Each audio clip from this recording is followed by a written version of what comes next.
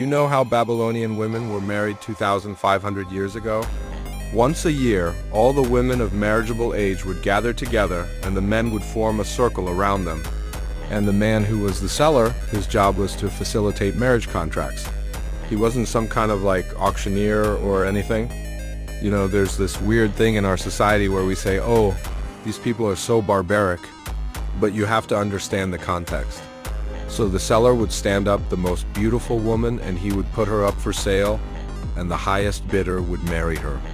And then the second most beautiful woman would be stood up and she would be sold to the next highest bidder. And this would go on until all the beautiful girls had been sold. And then the seller would stand up the least preferred girl and start negotiating a price for her. But it wasn't like a slave auction. The women were marrying. They weren't being sold as slaves.